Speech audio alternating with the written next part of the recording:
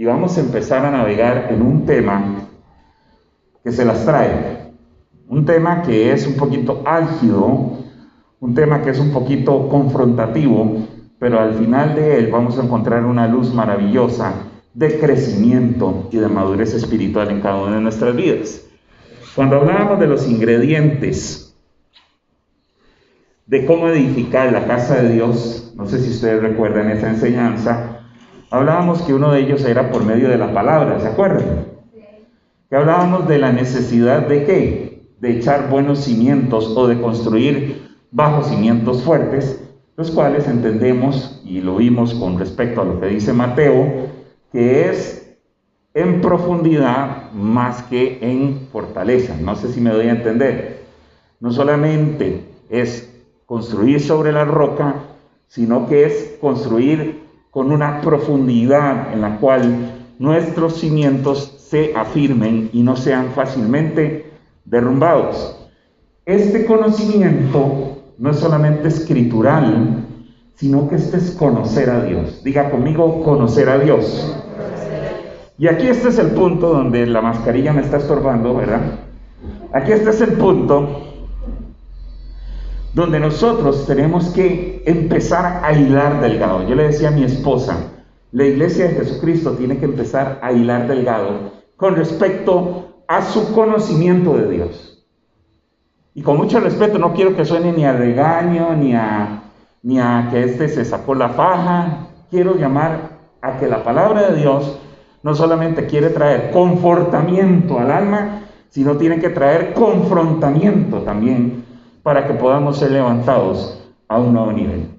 Entonces, partiendo de este punto del conocimiento o conocer a Dios, que es lo que vamos a estar trabajando de aquí en adelante, conocer a Dios, vamos a ir a la palabra. En el Evangelio según Juan, Gospel by John, para los que vean el video y sepan hablar inglés. All right. Juan, capítulo 3. Vamos a leer del verso 1 al 7. Solo usaremos la versión Reina Valera 1960, salvo en una escritura que usaremos otra traducción. Esta palabra es tan entendible en la Reina Valera 1960 como en la traducción lenguaje actual, son muy parecidas, por eso solo vamos a ver esta versión. Y dice así la palabra, la santa, perfecta e inerrable palabra de Dios. Había un hombre de los fariseos que se llamaba Nicodemo, el cual era un principal entre los judíos. O sea, no era cualquiera ahí, ¿verdad? Era un hombre que era un dignatario, dice alguna de las versiones. Este vino a Jesús, Nicodemo, de noche y le dijo: Rabí, sabemos que has venido de Dios como maestro, porque nadie puede hacer estas señales que tú haces si no está Dios con él. Respondió Jesús y le dijo: de cierto te digo, que el que no naciere de nuevo no puede ver el reino de Dios. Nicodemo le dijo: ¿cómo puede un hombre nacer siendo viejo? ¿Puede acaso entrar por segunda vez en el vientre de su madre y nacer? Respondió Jesús: de cierto te digo, que el que no naciere de agua y del Espíritu no puede entrar en el reino de Dios. Lo que es nacido de la carne, carne es, y lo que es nacido del Espíritu, Espíritu es. Y cerramos con este versículo donde dice: no te maravilles de que te dije, os es necesario nacer de nuevo. Y ahí vamos a quedar con este texto bíblico. Compartiendo un poco con mi esposa algunos tópicos que tenemos que ver a nivel pastoral, yo le decía que nuestro contexto o la iglesia de Jesucristo hoy está en una posición como la de Nicodemo. ¿Por qué? Se puede preguntar usted. Y voy a leer un texto que logré encontrar no es de mi autoría, pero me gustó mucho investigando, y quiero leérselo, y quiero que usted ponga mucha atención.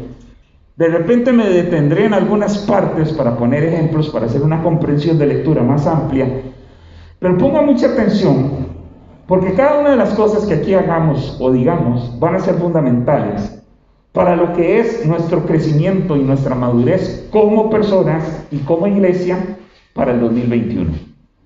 Toda decisión que usted y yo tomemos a partir de este momento tiene que estar fundamentada en el conocimiento de Dios en nuestras vidas.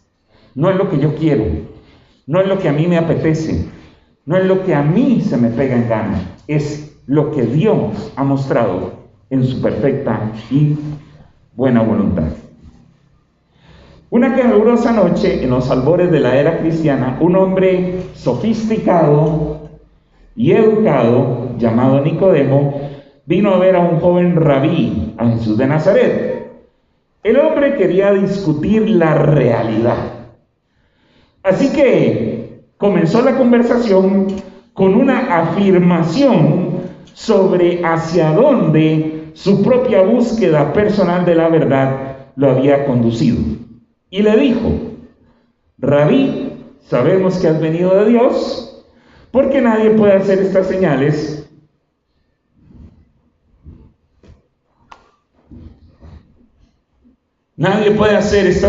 que tú haces si no está Dios con él. Me disculpan. Con la excepción de la palabra rabí, que es una forma educada de dirigirse a alguien en esa época, las primeras palabras demuestran un conocimiento considerable. Nicodemo dijo: sabemos. Y aquí es un punto de partida importante. Hoy en la iglesia de Jesucristo muchos sabemos. Y yo quiero llevarlo a un punto, hermanos, tal vez hoy nos tomemos un poquito más del tiempo debido, pero yo quiero llevarlo a un punto en que nos posicionemos, y hasta yo he sido confrontado por esta enseñanza.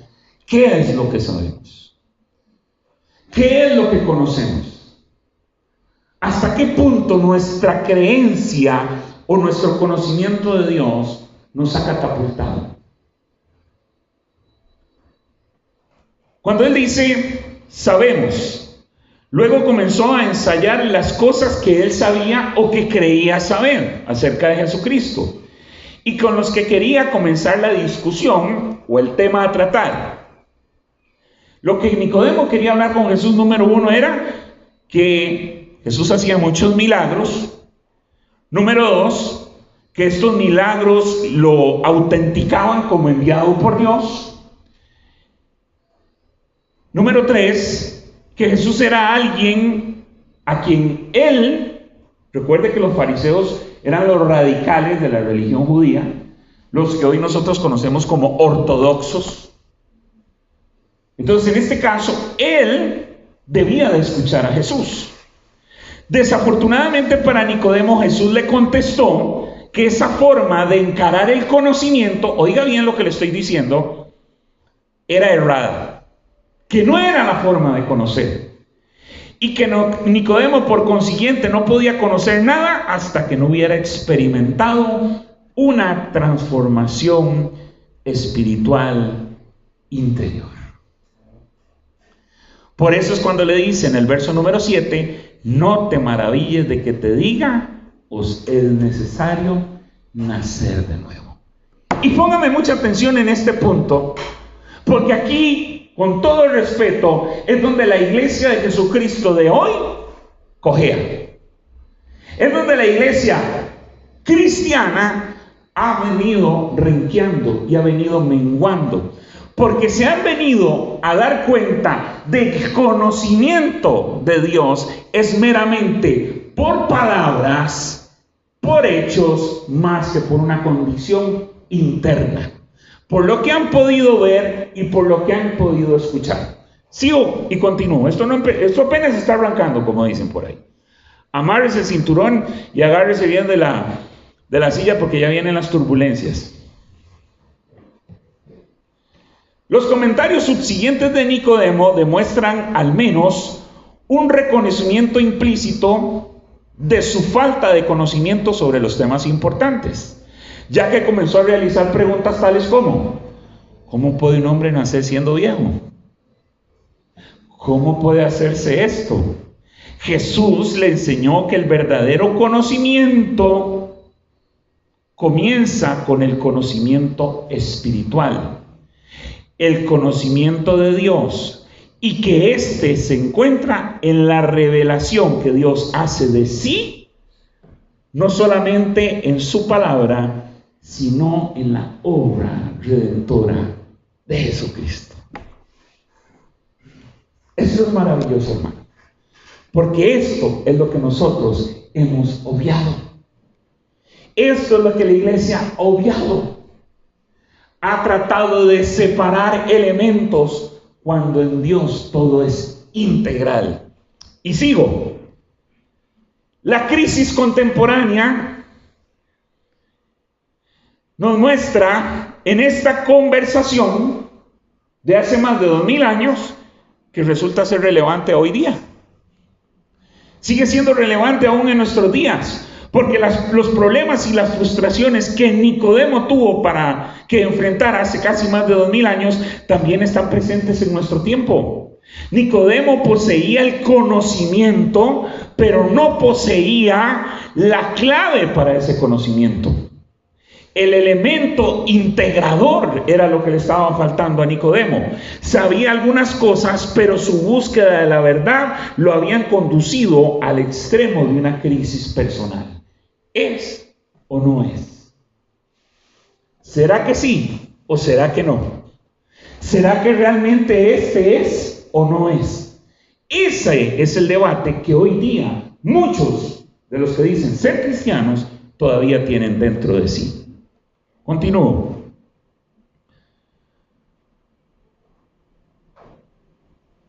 Del mismo modo, muchos sabemos en nuestros días, con respecto a la información y al conocimiento técnico, hoy sabemos más que en ningún periodo histórico anterior. Sin embargo, el tipo de conocimiento integrador de toda esta información, que consiguientemente le dará significado a la vida, está extrañamente ausente.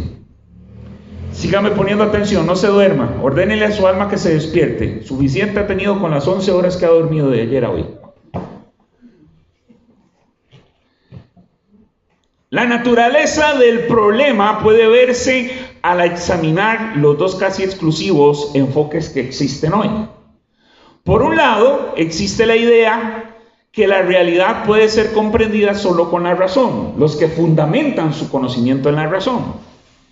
Este enfoque no es nuevo, por supuesto. Es el enfoque desarrollado por un filósofo griego llamado Platón. No es en el que sirven la ensalada, era así como él se llamaba, Platón. Y por lo tanto, ha sido asumido por mucho del pensamiento griego y romano con posterioridad a él. Recuerde que los romanos adquirieron no solamente la religión griega, sino mucho pensamiento de la cultura griega. En la filosofía de Platón, ya sabemos, ¿verdad?, que no es el plato de ensalada, el conocimiento verdadero es el conocimiento de la ciencia eterna e inalterable de las cosas. No el mero conocimiento de los fenómenos cambiantes, es decir, es el conocimiento de las formas, las ideas o los ideales. El conocimiento de Platón es el equivalente más cercano en el presente a los que nosotros llamamos leyes científicas. ¿Qué quiere decir esto? Que el conocimiento de la razón no es que hoy llueve y que después hace sol o que mañana puede llover, no. Son leyes como la de la gravedad, que llueva, que haga sol, que sea de día o que sea de noche, siempre esa está vigente. ¿Me estoy dando a entender? Y que hay otras leyes, como la ley de la elevación, que rompen con la ley de la gravedad, que es lo que usan los aviones en su forma de trabajo o de forma de operar. Entonces, en sí, la razón se fundamenta no en lo que solamente se puede ver, sino en lo que existe y lo que es inalterable, lo que nosotros conocemos como leyes científicas. Superficialmente, este enfoque del conocimiento mediante el ejercicio de una razón supuestamente imparcial pareciera ser deseable, ya que es productivo, como lo señalan los avances técnicos del presente, pero no está libre de problemas. Por un lado, es un conocimiento muy impersonal y, como algunos podrían señalar, muy despersonalizado. Según este enfoque, la realidad se convierte en una cosa, una ecuación, una ley, o peor aún, un simple dato. Y los hombres y las mujeres también se convierten en cosas, con el resultado inevitable de que pueden ser manipulados como cualquier otra materia prima para cualquier fin. ¿Se da cuenta por qué tiene tanto auge hoy la promoción del aborto? Es porque está fundamentado en este conocimiento. ¿Se da cuenta por qué sale un defensor de la pesca en contra de la pesca de arrastre, un defensor de la fauna marina, pero dice en un video de que la humanidad es una peste, que la humanidad es una plaga y que tiene que ser controlada como cualquier plaga? Este es el conocimiento que se deriva hoy en día desde los orígenes de un pensador llamado Platón. Un ejemplo también de esto es la manipulación que sufren las naciones pobres por parte de las naciones ricas para poder extender la economía. Cuando naciones poderosas se meten en un país pobre y establecen toda su fuente de trabajo ahí, porque ahí se paga menos, porque ahí todo sale más barato, etc. Usted conoce eso. Y eso fue lo que atacó Karl Marx en su libro El Manifiesto Comunista. Usted me dice, pastor, ¿para qué me dice todo esto? Espérese, sígame.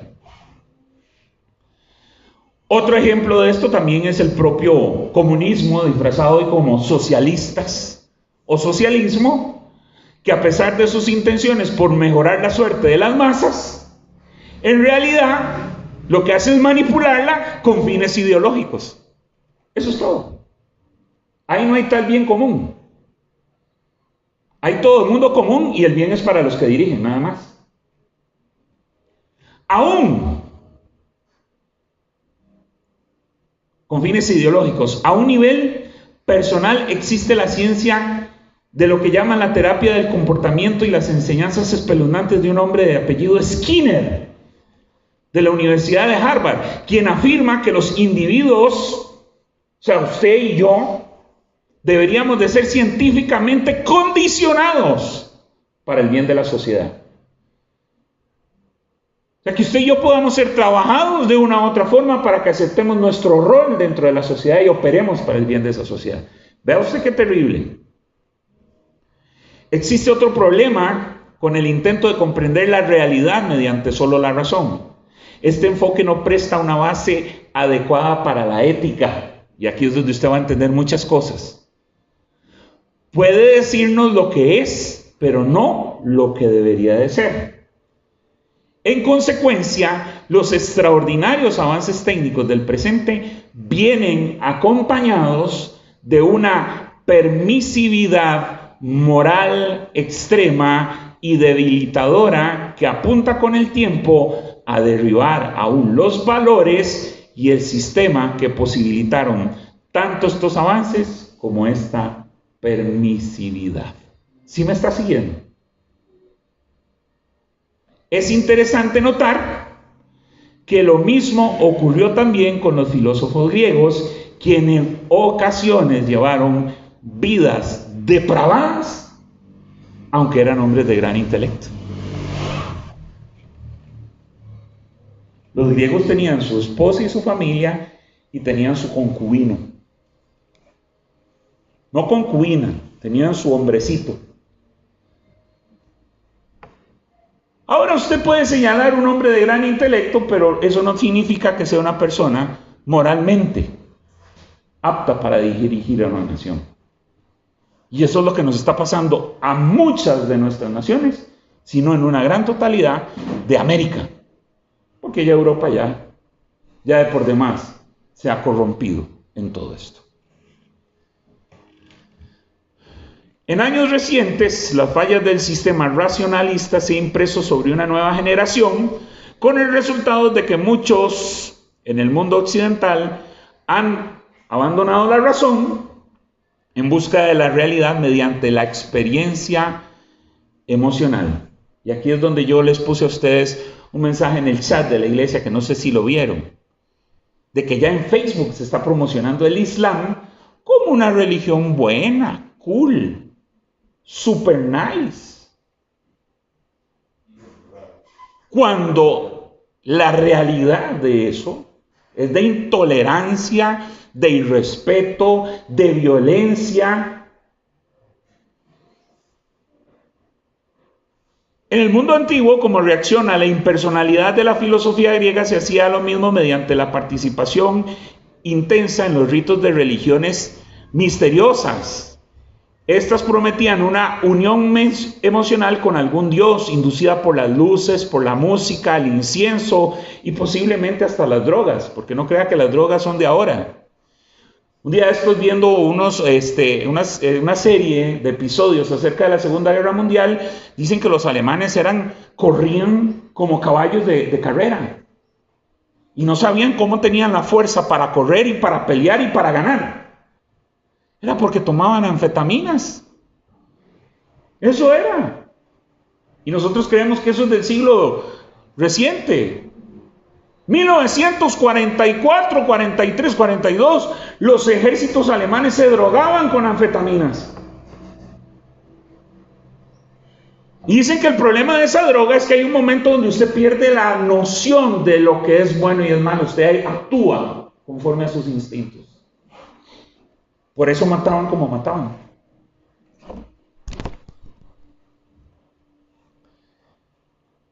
Sigo.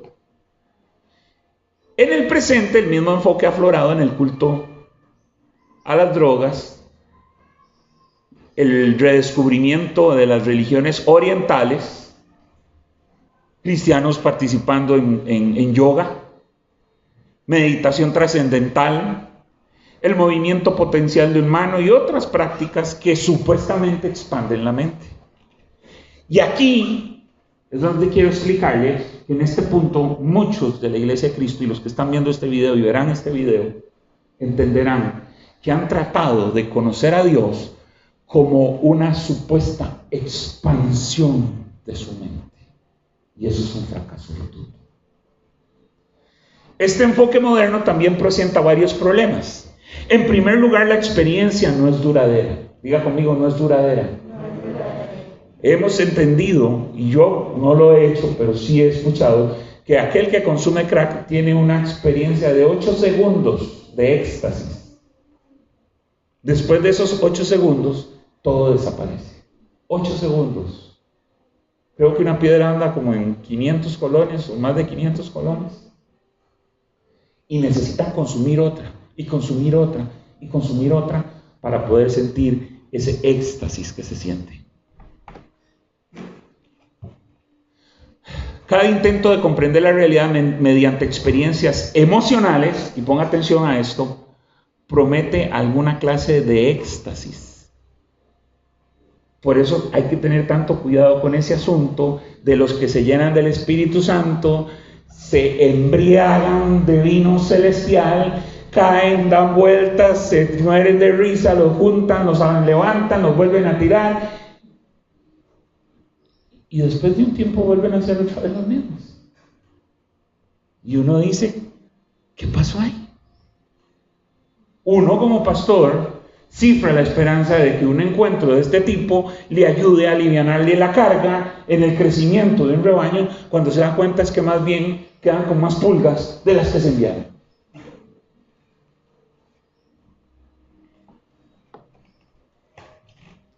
Este éxtasis, una vez que pasa, inevitablemente lo que lleva es a una depresión. Inevitablemente a una depresión, con el problema adicional de que se requiere de un estímulo cada vez más intenso para que se repita la experiencia. Finalmente, esto acaba en la autodestrucción o en una desilusión aguda. ¿No le parece como que gente que usted la vio cayendo para atrás, hablando en otras lenguas, remolineando que va a ser el ETA, dando vueltas, profetizando, diciendo así te dice el Señor, que hoy están fuera, desilusionados, totalmente decaídos? Espérese, no he terminado.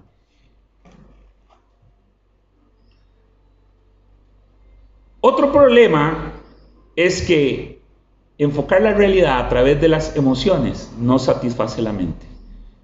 Los promotores de este tipo de experiencias, en particular las vinculadas a las drogas, hablan de una percepción más intensa de la realidad como resultado de su empleo. O sea, cada vez que se usa un estimulante, hay un crecimiento más intenso de aceptación a la realidad, pero eso no es cierto, porque carece de un contenido racional. La parte del ser humano que desea pensar sobre ellas y comprenderlas permanece insatisfecha. El resultado de esta situación es la actual crisis en el área del conocimiento, como ya sucedió en la antigüedad. Muchas personas que piensan por sí mismas no saben con honestidad a dónde recurrir o dónde recurrir. El enfoque racionalista es impersonal y es amoral. El enfoque emocionalista carece de contenido, es pasajero y también con frecuencia inmoral. La pregunta es, ¿hay otro camino? ¿Qué dice Juan? Capítulo 14, verso 6.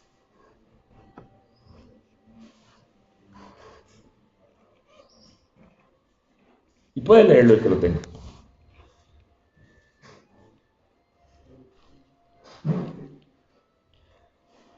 Jesús le dijo, yo soy el camino y la verdad y la vida. Nadie viene al Padre sino por mí. Así es.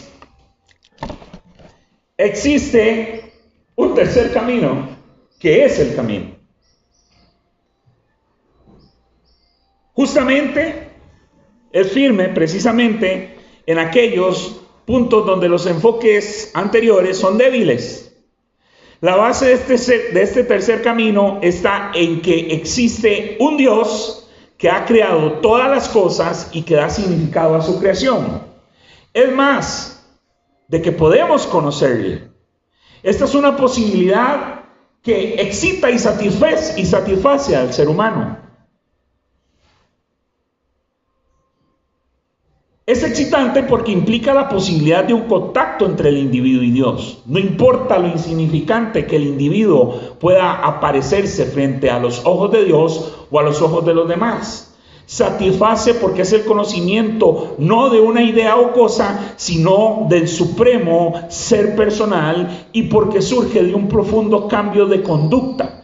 Esto es lo que la Biblia quiere decir cuando expresa en Proverbios capítulo 1, verso 7, el principio de la sabiduría es el temor de Jehová. Y dice también Proverbios 9:10, el temor de Jehová es el principio de la sabiduría y el conocimiento del Santísimo es la inteligencia. Aquí, sin embargo, y volviendo al punto como Nicodemo, debemos de tener claro qué queremos decir cuando hablamos de conocer a Dios. Y este es el punto que nos compete, y todo lo que le acabo de decir es para que usted pueda ubicarse. Porque muchos de nosotros hacemos usos comunes de la palabra conocer que son inapropiados para transmitir el conocimiento de Dios. Existe un uso de la palabra conocer que significa conciencia de un hecho. Conciencia de un hecho, que la usamos con este sentido cuando decimos que conocemos dónde vive alguien, o que sabemos qué está ocurriendo en determinado acontecimiento en algún lugar del mundo. Por poner un ejemplo, muchos de ustedes dicen que conocen dónde vive el pastor, pero no todos ustedes conocen dónde vive el pastor. ¿Sí me estoy dando a entender? Yo casi que a todos sí les conozco la casa, excepto a Kile. Yo sí puedo decir, yo conozco dónde vive Teresita. Yo sí conozco donde vive Jeffrey. Yo sí conozco donde vive Yamilet. Yo sí conozco donde vive Wilder. Conozco por dirección donde vive Bertie, pero nunca he estado en su casa. Eso es un aspecto del conocimiento. Eso se llama conocimiento de hecho. Otro uso para la palabra conocer significa conocer sobre. ¿Qué es conocer sobre algo, sobre alguien? Es conocimiento por descripción. Por ejemplo, podemos decir que conocemos una ciudad. ¿Cuál ciudad puede decir usted que conoce? ¿Ah? Alajuela. ¿Por qué conoce Alajuela? Díganlo con libertad. No me dejen hablando solo a mí. Porque ahí vive. Es correcto. ¿Cuántos conocen Cartago?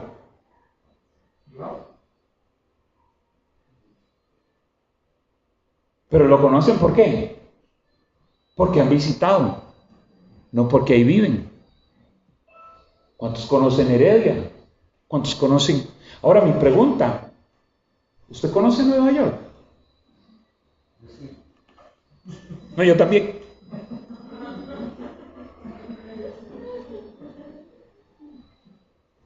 Mi esposa podría decir que ella conoce Nueva York, porque yo le he contado acerca de la experiencia de haber estado en Nueva York. Pero eso lo ha hecho sobre algo o sobre alguien que ha transmitido por descripción. ¿Sí me estoy dando a entender?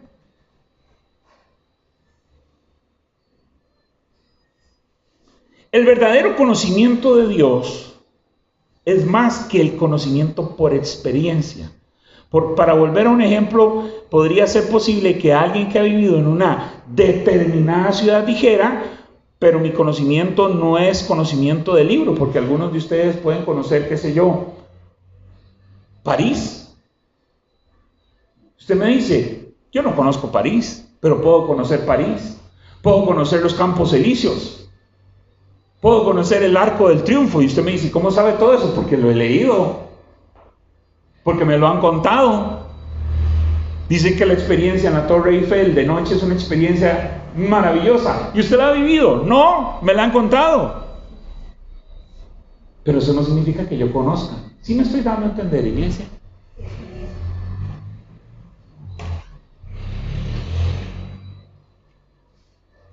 Supongamos a modo de ejemplo que una persona saliera en una noche de verano, porque esta noche no se podía ni salir ni a la ventana, ¿eh? Y mirar hacia arriba al cielo estrellado y volviera diciendo que conoció a Dios. ¿Qué le decimos a esa persona a nosotros? Hasta cierto punto no deberíamos por qué negar la validez de esa experiencia. Porque es evidente que se trata de un conocimiento más profundo que la mera conciencia de Dios, o como muchos dicen, Dios existe, o el mero conocimiento de Él, de que Dios es poderoso y es el creador de todo lo que vemos y conocemos. Pero como cristianos, insistimos que todavía es menos de lo que la Biblia quiere significar por un conocimiento verdadero. Porque cuando la Biblia habla de conocer a Dios, quiere decir que Dios nos hace vivir en un nuevo sentido. Por eso es que Jesús confronta a Nicodemo cuando le dice, es necesario nacer de nuevo. Es necesario una transformación total. Todo esto nos llevaría a una afirmación de J.L. Packer, que escribe con respecto al conocimiento que conocer a Dios implica primero escuchar la palabra de Dios y recibirla según la interpretación del Espíritu Santo, para poder aplicarla en nuestras vidas. Segundo, aprender sobre la naturaleza y el carácter de Dios, como revelado en su palabra y en sus obras.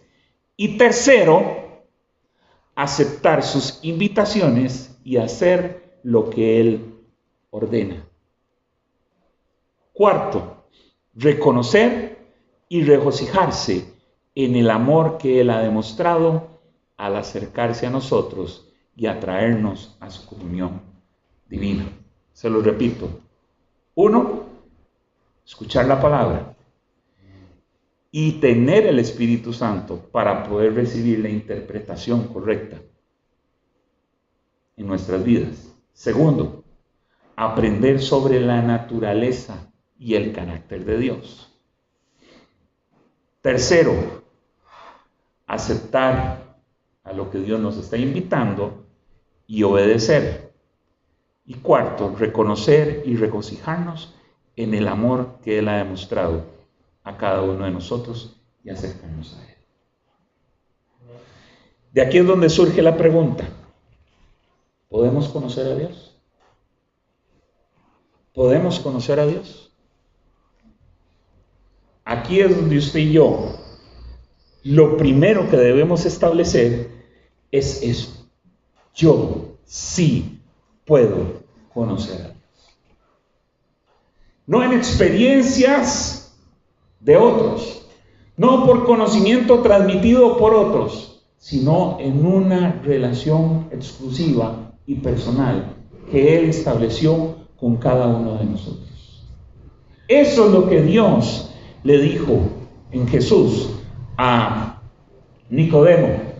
Y este es el gran problema y este es el gran asunto que yo le decía a mi esposa anoche. Hoy la iglesia de Jesucristo tiene el carácter como el de Nicodemo. Sabemos lo que tú haces es de Dios. Entendemos que tus palabras vienen de Dios, porque cuando le dice maestro, no cualquier judío reconoce a un maestro común y corriente.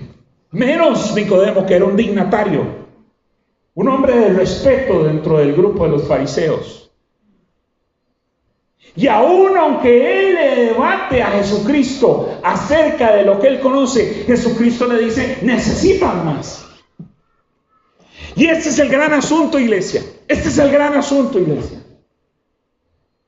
Necesitamos más que un mero conocimiento transmitido o una experiencia sensorial de éxtasis por la llenura del Espíritu Santo. Tenemos que crecer en un acercamiento, pero en una apertura primero de que Él haga una transformación interna. De que es necesario morir y de que es necesario arrepentirse. Palabra que pareciera que es una blasfemia y es una palabra vulgar para muchos en este tiempo. De que el punto neurálgico para la transformación de nuestra vida es una necesidad de cambio y de comenzar. Prácticamente en las palabras de Jesús le está diciendo: tienes que empezar desde cero de nuevo. ¿A cuánto les gustaría volver a nacer y volver a ser bebé y volver a ser niño y volver a ser adolescente? Y yo digo no, mejor no. ¿Verdad que no? O algunos sí desean eso. Yo no quiero volver a aprender a caminar, que me vuelvan a salir los dientes.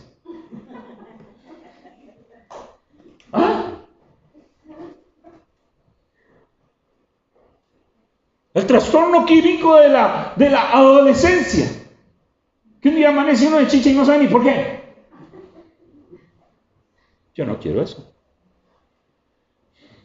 Ahora, en último caso, me gustaría ser un niño, pero con toda la capacidad mental que tengo ahorita. Ahí sí, ¿verdad? Ahí sí todo el mundo dice, Pero Jesús le explica a Nicodemo que las cosas tienen que empezar desde cero, desde un nuevo nacimiento. Y este es el punto. Por eso le decía que esto es la plataforma de lo que Dios establece para nosotros, para este 2021. Necesitamos empezar de cero. Nicodemo dijo: sabemos. Hoy muchos dicen: sabemos. ¿Pero había nacido Nicodemo de nuevo? Con mucho respeto, tanto para ustedes como para los que puedan ver esto, si es que lo llegan a ver. es que muchos dicen, sabemos, pero no han nacido de nuevo.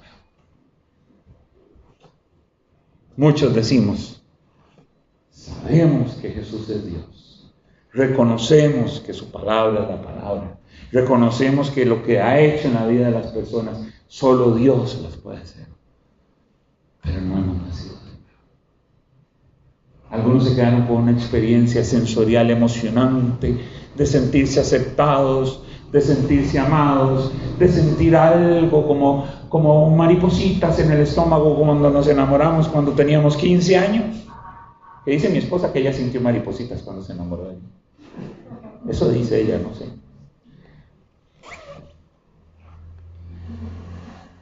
Sentimos todo eso, pero cuando empieza la situación, como cuando Jesús envió a los discípulos en barco adelante de él, cuando empiezan los vientos, cuando empiezan las tormentas, ahí es cuando cunde el pánico y todo el mundo se quiere tirar del barco o en algunos casos se quieren tirar del avión en media tormenta. Ahí es donde empezamos. ¿Podemos conocer a Dios? Con esto quedamos para de hoy en noche.